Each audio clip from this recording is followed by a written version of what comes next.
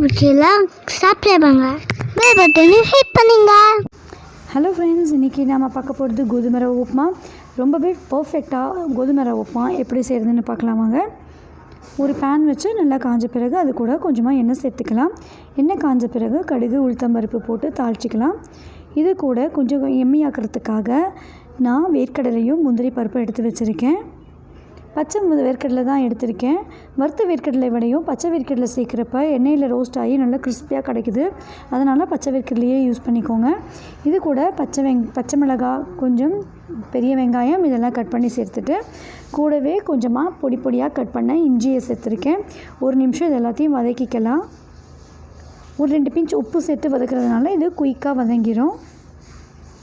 இது வதங்கின பிறகு இது கூட கொஞ்சம் கட் பண்ணி வச்சுருக்கிற கேரட், பச்சை பட்டாணி இதையும் சேர்த்து நான் வதக்கிக்கிறேன்.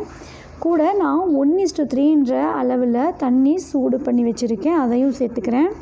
1 கப் ரவை எடுத்தோம்னா 3 கப் தண்ணி. நான் இன்றைக்கி இதில் 1 கப் ரவை எடுத்திருக்கேன். 3 கப் தண்ணியை நல்லா கொதிக்க வச்சு இது கூட சேர்த்துருக்கேன். பச்சை தண்ணி ஊற்றுறத விடையும் கொஞ்சம் காஞ்ச தண்ணி எடுத்து ஊற்றுறப்ப உப்புமாவுடைய டெக்ஸ்சர் நல்லா டேஸ்ட்டாக கிடைக்கும். அதுக்காக தான் நான் இது சேர்த்துருக்கேன். இது கூட கொஞ்சமாக உப்பு சேர்த்துக்கலாம். இந்த டிஷ்க்கு தேவையான அளவு உப்பு சேர்த்துட்டு உப்பு செக் பண்ணிக்கலாம்.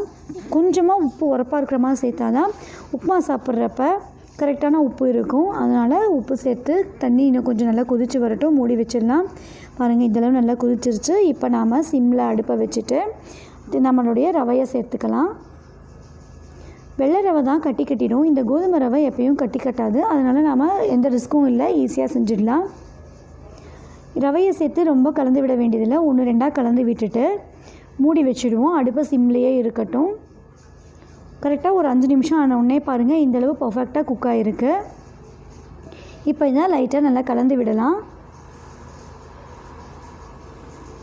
இந்த மாதிரி இதை கலந்து விட்டுட்டு இது இன்னும் கொஞ்சம் நேரம் அடுப்பில் இருக்கட்டும். இதுக்கு மேலே கொஞ்சமாக 2 ஸ்பூன் அளவுக்கு நான் நெய் சேர்த்துக்கிறேன். நெய் வாசனை பிடிக்காதவங்க இதை ஸ்கிப் பண்ணிக்கோங்க. இது கூட நான் நெய் சேர்த்துட்டு கூடவே கொத்தமல்லி தழையும் சேர்த்து இன்னும் 2 நிமிஷம் அடுப்பில் இருக்கட்டும், மூடி வச்சிடுறேன்.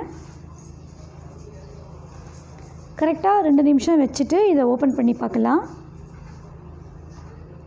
இது ஒரு 2 மினிட்ஸ் கழித்து எப்படி இருக்குது பாருங்கள். அவ்வளோதான், சூப்பராக உப்புமா தயாராகிடுச்சு. இதே மாதிரி செஞ்சோம்னா கண்டிப்பாக சூப்பராக இருக்கும். உப்புமா பிரியப்படாதவங்க கூட விரும்பி சாப்பிடுவாங்க. இந்த உப்புமாவை நீங்கள் ஒரு தடவை ட்ரை பண்ணி பாருங்கள். உங்களுக்கு இந்த டிஷ் பிடிச்சிருந்ததுன்னா லைக் பண்ணிவிட்டு ஷேர் பண்ணிக்கோங்க. தேங்க்ஸ் ஃபார் வாட்சிங்.